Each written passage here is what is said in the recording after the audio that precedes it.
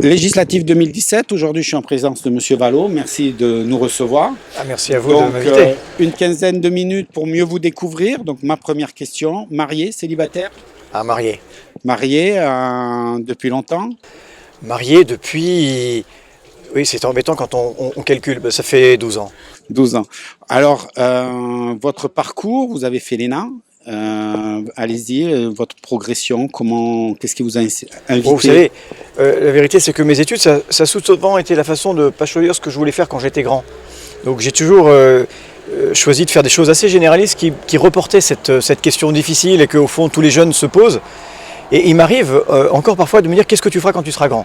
Il faut dire que quand j'étais petit, j'avais des rêves parfois un peu bizarres, d'être torero ou cuisinier. Vous voyez, c'est assez loin de ce que je fais aujourd'hui. Encore que... Disons que vous avez la chance de les rencontrer et aujourd'hui peut-être de comprendre qu'il faut peut-être... Que je suis plus en sécurité où je suis. Donc un parcours qui vous a amené à vous investir dans des associations quand vous étiez jeune ou... Alors j'ai été un jeune qui était, j'allais dire, sensibilisé aux questions politiques, sociales. J'ai le souvenir étudiant par exemple de grandes manifestations contre l'extrême droite qui n'étaient pas seulement en France mais qui étaient aussi en Europe, dans d'autres pays européens, à Bruxelles. Ça, c'était un engagement de jeunesse auquel je tiens parce qu'au fond, il continuait de trouver une résonance extrêmement forte en moi aujourd'hui. Et puis, j'ai fait un peu de sport. J'ai fait beaucoup de judo quand j'étais jeune. Et je dois vous dire maintenant que je me suis un peu churchillisé, vous voyez. J'en fais plus beaucoup. Oui, mais ça vous a peut-être aussi permis d'apprendre le combat, le contact et la relation avec l'autre qui est importante aujourd'hui. Oh, ça m'a appris le respect de l'adversaire. Oui, surtout dans le judo, c'est vraiment une des bases du travail. Voilà. Comme vous le disiez, étudiant, donc très tôt, vous avez été interpellé par des problèmes, des manifestations. Quel est l'événement ou l'homme ou la situation qui vous a amené à la politique? Alors, j'allais dire que, vous voyez, c'est la première fois que je me présente à une élection. Et pour tout vous dire, j'avais même jamais osé me présenter comme délégué de classe. C'est vous dire le pas que je franchis finalement. Et c'est pour moi une nouveauté. J'ai ces dernières années été dans l'antichambre de la politique, mais j'étais fonctionnaire. J'étais fonctionnaire et dans des fonctions et dans des métiers que j'aimais. Vous savez, j'avais choisi la préfectorale parce que c'était dans les territoires. C'était un métier exigeant, vous déménagez souvent, mais en même temps, il y a un côté compagnon du Tour de France qui est extrêmement enrichissant.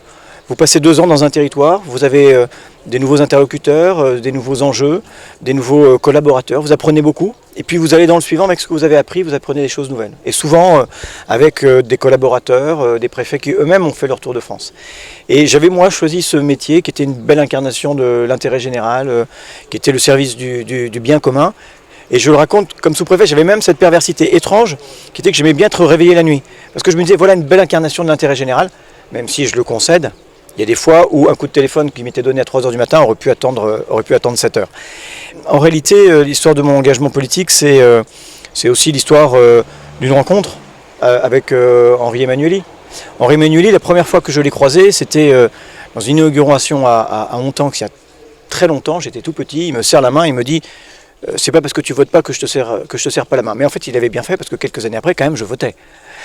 Et ensuite, je l'ai rencontré dans un cadre professionnel, puisque au hasard des nominations administratives, j'ai été secrétaire général de la préfecture, ici, préfecture des Landes. J'étais aussi sous-préfet de l'arrondissement de Mont-de-Marsan. Je connaissais déjà bien le département, puisque moi, ma famille est originaire des Landes de toute éternité. Vous savez, on est à Jaune, dans le Tursan. J'aime presque envie de dire un Landais de vieille souche, vous voyez, sans faire de publicité. Mais vous voyez, c'est les villages autour de Saint-Sevé, Connat, Coudur, avec des ancêtres Bonnefemme, Tauzin, Dupouille.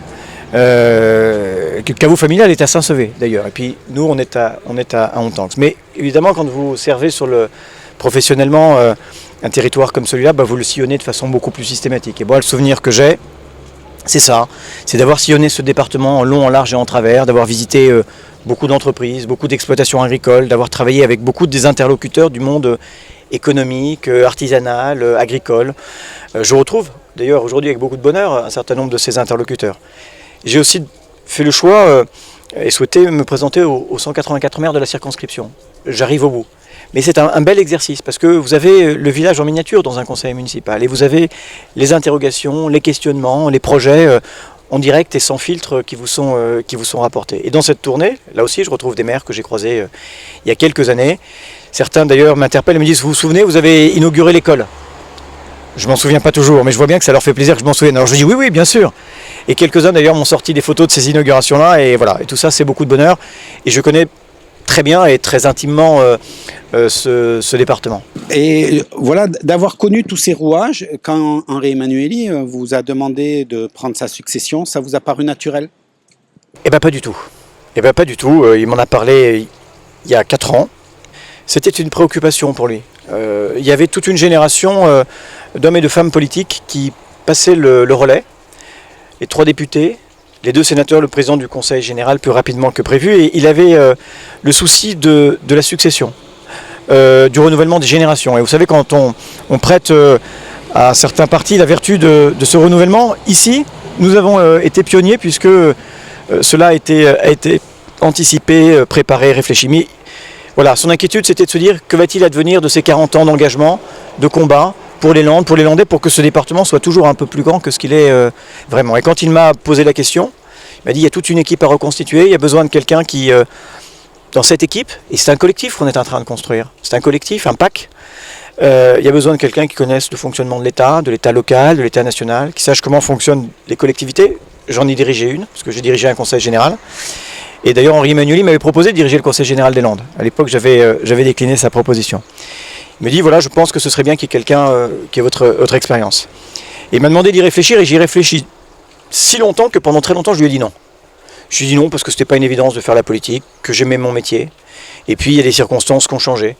Il y a le vote de l'extrême droite qui montait, avec son cortège de racisme décomplexé, mais qui rentrait dans ma vie personnelle avec beaucoup de violence, alors que ça avait été longtemps quelque chose de théorique, ça devenait voilà, quelque chose dont je subissais de façon personnelle la violence. Il y avait aussi ce que le vote d'extrême droite signifiait de l'état du pays, de cette perte de confiance, du désarroi de la population, de ce cri de colère, de cette perte de confiance dans les représentants. Et ça, je ne pouvais pas considérer que ce n'était pas mon affaire, au contraire.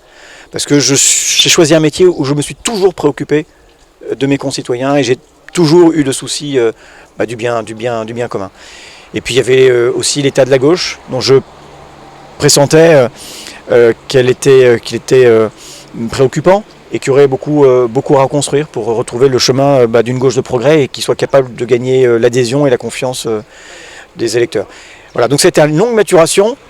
Et puis j'ai fini par dire oui, parce que j'avais régulièrement droit à des commentaires d'Henri qui me disaient vous m'emmerdez, Valo. Et donc, un jour, j'ai cessé de l'emmerder puisque je lui dis oui, et me voilà aujourd'hui. Justement, quand on voit l'état de la gauche aujourd'hui, où ça part un peu dans tous les sens, les Landes sont à part parce qu'ils restent soudés, ils restent derrière leur candidat, ils restent derrière leur leader. C'est important pour vous de montrer que la gauche, elle est là, que le socialisme landais, on peut même dire, est quand même un leader dans le monde du socialisme national. Oui, alors moi, je suis heureux que vous le souligniez. Ici, il y a eu effectivement pour désigner les candidats du Parti socialiste des primaires. Il y a dans la 3e circonscription 600 militants qui ont voté pour désigner celui qui serait le candidat du Parti socialiste. Et d'ailleurs, moi je me fais vraiment une fierté d'avoir été désigné de cette manière-là. Parce qu'aujourd'hui, je peux compter sur tout le monde, y compris sur ceux qui avaient aussi brigué le suffrage des militants. On est unis, on donne une belle image de cohésion et de solidarité. J'aurais aimé voir la même au niveau national, je vous le cache pas. Est-ce qu'il y a une singularité landaise ? Je ne sais pas. En tout cas, oui, il y a dans les Landes un héritage, celui d'Henri Emmanuelli, dont je ne suis pas d'ailleurs le seul comme candidat à être comptable. Je considère que c'est un héritage qui appartient à l'ensemble des Landais et que dans cette élection, pour une part, la question est posée de savoir si on continue ou si on bifurque. Et moi, ce que m'a demandé Henri, c'est de reprendre le sac à dos et de continuer sur le chemin de l'avenir et du progrès. Vous voulez qu'on vous juge au niveau socialisme sur ce qu'il a fait, justement sur ces 40 ans? Vous ne voulez pas que ça soit oublié parce que l'homme n'est plus là? Non, je crois pas, mais en même temps, vous savez, cet héritage, c'est pas un mémorial que nous aurons à fleurir tous les ans. Ça n'est pas une nostalgie. Ce qui nous est transmis, c'est une exigence. Et c'est une exigence, celle de se battre pour que ce département, qui est un petit département, rêve en grand, et toujours le meilleur, soit un département qui innove dans tous les domaines, sur le terrain social, économique, éducatif, et même face modèle. Il l'a fait avec le programme Un collégien, un ordinateur. Il va le faire probablement avec le village Alzheimer. Donc ce n'est pas une nostalgie, c'est une exigence, celle de se projeter toujours dans l'avenir. Pour vous, le rôle d'un député, Moi je dirais qu'un député, il est à la fois l'ambassadeur et le défenseur du territoire dans lequel il est élu. Il est aux côtés de ceux qui travaillent, aux côtés de ceux qui entreprennent, aux côtés des agriculteurs, des artisans, des salariés, des fonctionnaires, des collectivités locales aussi, pour défendre les projets. Et moi j'ai eu la chance en peu de temps d'avoir une carrière riche et je suis un couteau suisse que je mets d'une certaine manière à disposition de ce territoire. Et puis il est le législateur. Mais il est le législateur qui n'oublie pas que les lois votées, elles ont vocation à être appliquées par des vrais gens. Et on ne doit jamais oublier la complexité parfois de la mise en œuvre. Et moi je souhaite être un député à la fois utile, efficace et disponible pour ce territoire, mais qui ne perde jamais le contact. Et puis le rôle du député, c'est d'être un législateur, c'est de créer un cadre commun dans lequel les gens vivent, grandissent, prospèrent, conduisent des projets. Et c'est pour ça que je suis en équilibre sur ces deux piliers de la députation. Aujourd'hui, il y a un regard qui est quand même assez négatif sur l'homme politique. On dit que là-haut à Paris, ils sont isolés dans leur bulle. Comment vous, demain, député, vous allez faire pour rester en contact avec les gens du terroir et avec les Landais? C'est vrai, et vous me posez la question, est-ce que c'était une évidence de faire de la politique? Non, parce que ça rend tout de suite impopulaire. Et personne n'a envie d'être impopulaire. Mais en même temps, on est passé dans le rapport des citoyens à la politique de l'ère de la défiance à celle du rejet, qui est bien plus grave. Et il y a des choses à reconstruire, et ça suppose de changer les pratiques. Vous savez, je n'ai pas de mandat, et si je suis élu, je ne serai donc que député. Et ce mandat auquel je me consacrerai pleinement, après, si les Landais en sont satisfaits, ils auront le loisir de me réélire. Mais ce que je veux dire, c'est que je serai pleinement à ma tâche et je serai un député disponible et accessible. Et la première des choses, c'est que je tiendrai des permanences partout dans le territoire pour que les gens puissent venir à ma rencontre.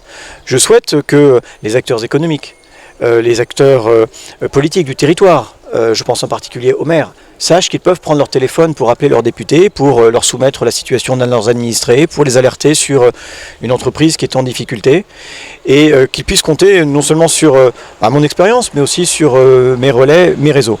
Et j'ai prévu, parce que la question de l'ancrage est importante, de créer ce que j'ai appelé, ça n'existe pas, hein, ce sera Made in les Landes, mais un conseil de circonscription. Ce conseil de circonscription, il consiste 2 fois par an à réunir tous les maires, tous les présidents d'intercommunalités, les responsables des grandes associations qui œuvrent sur le territoire, je pense à l'UEDAF, je pense à l'ADMR, je pense aux aînés ruraux, et également les syndicats et les organisations professionnelles. Et 2 fois par an, dans la diversité de nos parcours, de nos expériences, de nos sensibilités, eh bien, nous aurons des débats sur les enjeux de ce territoire, sur nos atouts, nos faiblesses, ce que l'on veut, ce que l'on ne veut pas, ce qu'on n'a pas compris. Et ensemble, y compris dans les contradictions qui émergeront, eh bien, on sera plus fort précisément pour ne pas perdre le contact, pour ne pas perdre le sens des réalités, et pour se dire que la démocratie, c'est la démocratie du peuple, par le peuple et pour le peuple. Pour vous, il nous reste 2 minutes, les gros dossiers landais, si vous montez à Paris, qu'il faut défendre absolument. Écoutez, il y a beaucoup de dossiers landais. Il y en a un qui me préoccupe depuis de longs mois, que j'ai accompagné dans mes fonctions précédentes, dont je me soucie encore en continuant d'intervenir comme je le peux auprès des ministères concernés, c'est la question de la grippe aviaire. Et vous savez, ici, dans ce territoire, dans la 3e circonscription, c'est un sujet majeur. C'est une crise économique, mais c'est un drame humain qui est considérable. Il y a des engagements qui ont été pris, en particulier s'agissant des indemnisations. Et aujourd'hui, l'exécution est absolument défaillante et met les agriculteurs dans une situation qui est intolérable. J'ai eu l'occasion de le rappeler à France Agrimaire. J'écris aujourd'hui au ministre de l'Agriculture pour l'interpeller sur cette situation qui met les agriculteurs dans une grande difficulté. Et vous savez, j'ai entendu des choses très dures sur l'agriculture, des gens qui ont vécu, comme l'annonce d'un décès personnel, le fait qu'on découvre leur virus dans leurs élevages. J'ai vu des enfants qui étaient venus rejoindre l'exploitation familiale, qui sont repartis travailler. Et ça, je trouve ça révoltant. Et je serai aux côtés de l'agriculture. Premier dossier, premier acte, j'irai voir avec la profession agricole le nouveau ministre de l'Agriculture. Et on aura d'autres dossiers à défendre.